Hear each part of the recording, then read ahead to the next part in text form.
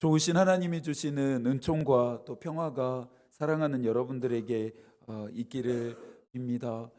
가히 계절의 여왕이라 불리우는 5월답습니다. 또 맑고 밝은 날을 맞이하면서 우리의 마음과 또 우리의 영혼도 이 계절처럼 더 맑아지고 또 더 밝아질 수 있기를 소망하게 되는 것 같습니다. 시편은 우리의 생각과 감정을 빚고자 하시는 하나님의 영감으로 쓰인 교훈이며 노래입니다. 그래서 시편에 깊이 잠길 때 우리는 하나님에 의해서 빚어집니다라고 존 파이퍼 목사가 말했습니다. 저는 개인적으로 시편을 읽고 묵상할 때마다 큰 희망과 위로를 얻습니다. 다른 시대와 상황을 살았던 히브리 시인들의 노래가 오늘을 살아가는 꼭 제 마음과 같기 때문입니다. 시편에는 히브리 시인들의 감정이 등장합니다. 낙심, 절망, 분노, 두려움, 후회, 기쁨 등이 바로 그것입니다. 한때는 부정적인 감정을 느끼는 것이 마치 믿음이 약하거나 믿음이 없는 사람인 것처럼 평가받을 때가 있었습니다.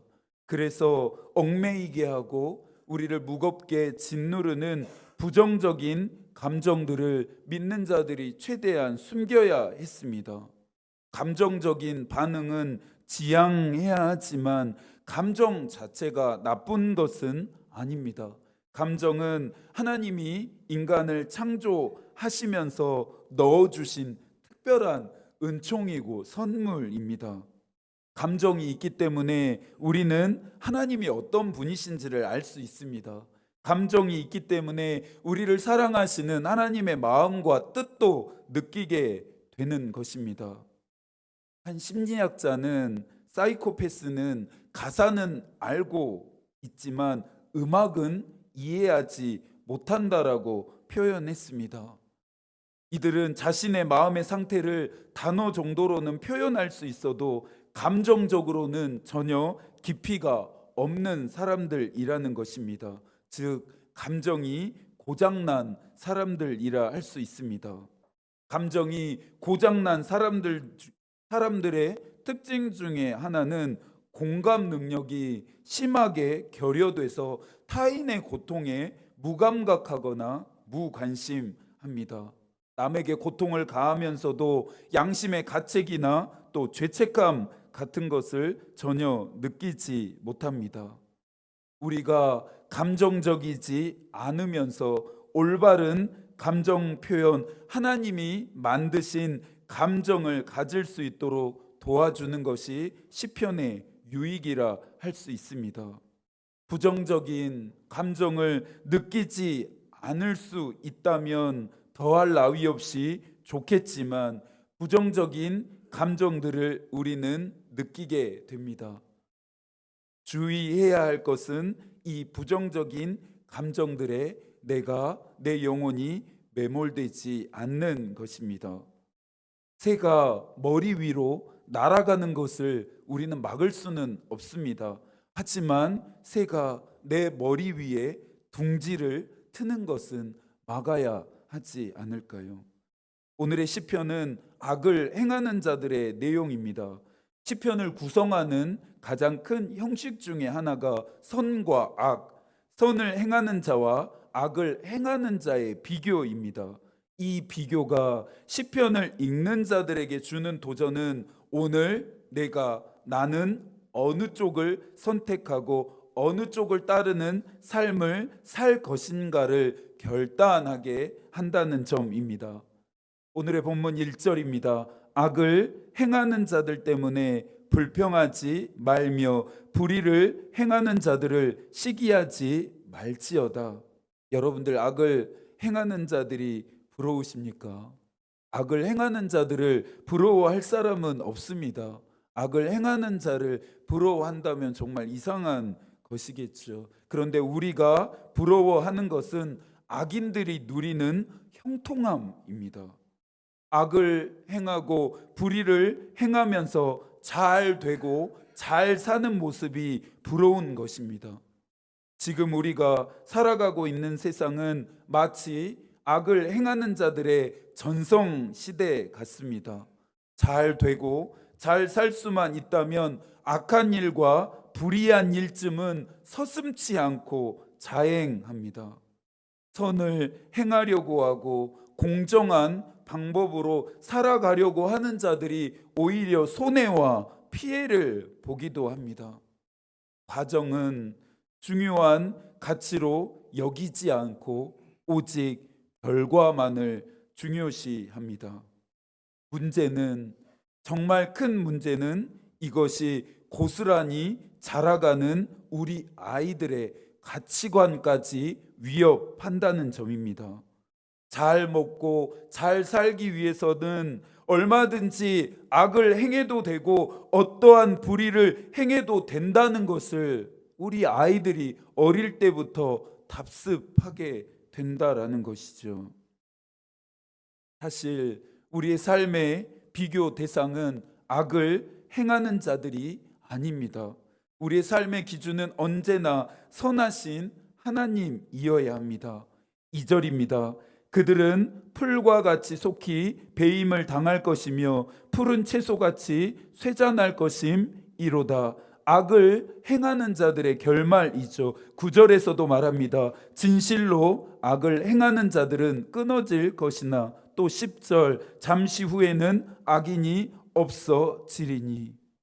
오늘 시편이 주는 교훈은 악을 행하는 자들이 이처럼 하나님의 심판을 받게 되니 악을 행하는 삶을 살지 말아야 한다는 도덕적이고 윤리적인 것이 아닙니다. 악을 없앨 수 있는 방법이 있기는 할까요? 노아 시대 홍수로 세상을 하나님이 심판하셨던 것처럼 다시 그렇게 심판하신다면 악을 영원히 없애 버릴 수 있을까요? 그렇지 않다는 것을 우리가 잘 알고 있습니다. 하나님은 선을 행하는 사람이 더 많아짐을 통해서 악을 극복하고 정복해 가길 원하십니다. 하나님이 우리에게 원하시는 것은 악을 행하지 않는 삶을 살라는 정도가 아니라 선을 행하는 사람이 되라는 것입니다. 3절의 말씀을 함께 읽습니다. 여호와를 의뢰하고 선을 행하라. 땅에 머무는 동안 그의 성실을 먹을거리로 삼을지어다. 땅에 머무는 동안 우리가 해야 할 일은 무엇입니까? 여호와를 의뢰하는 것, 선을 행하는 것, 하나님의 성실을 우리의 먹을거리, 유업으로 삼는 것입니다. 예언자 미가도 우리가 행해야 할 선에 대해서 말했습니다. 미가서 6장 8절입니다. 사람아, 주께서 선한 것이 무엇임을 내게 보이셨나니 여호와께서 내게 구하시는 것은 오직 정의를 행하며 인자를 사랑하며 겸손하게 내 하나님과 함께 행하는 것이 아니냐. 이 땅에 머무는 동안 우리는 선을 행해야 합니다.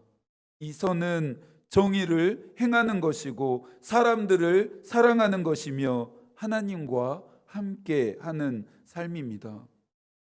악을 행하는 자들에 대해 불평과 원망을 하기보다는 어떻게 선을 행하는 삶을 살 것인지를 깊이 생각하고 결단하는 것이 우리가 해야 할 일입니다.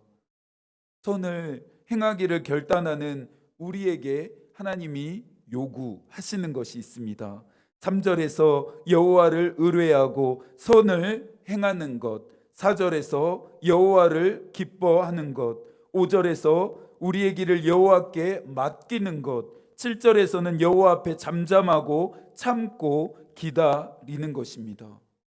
이 말씀들을 통해 하나님이 규정하시는 악의 정체가 무엇인지 우리는 알게 됩니다. 악이란 여호와를 의지하지 않는 것이고 선을 행하지 않는 것이고 여호와를 기뻐하지 않는 것이고 여호와께 길을 맡기지 않는 것이고 여호와를 기다리지 않는 것입니다. 이것이 바로 하나님이 악이라 규정하는 행위입니다. 이와 같이 하고 있지 않다라면 우리도 악을 행하는 사람입니다. 악을 행하는 사람에게는 심판이 임합니다. 선을 행하는 자에게는 복이 임합니다. 이 복은 세상이 말하는 육신의 정욕, 안목의 정욕, 이생의 자랑과 관련된 복이 아닙니다. 영혼의 복이고 영생의 복입니다. 선을 행하는 자들의 소원을 하나님이 반드시 이루어 주신다고 약속하십니다. 선을 행하는 자들의 길을 반드시 이루시겠다라고 약속하십니다. 그러면서 선을 행하는 자들은 땅을 차지하게 될 것이라고 하나님이 말씀하십니다. 37편 39절과 40절의 말씀도 함께 읽어볼까요? 의인들의 구원은 여호와로부터 오나니 그는 환난 때에 그들의 요새이시로다. 여호와께서 그들을 도와 건지시되 악인들에게서 건져 구원하심은 그를 의지한 까닭이라. 뭔가 든든함이 느껴지는 것 같습니다. 용기도 생기고 희망을 얻는 기분입니다. 그리스도인은 하늘을 올려다 보는 사람입니다. 하늘을 올려다 보면 하나님을 의지한다는 말이죠.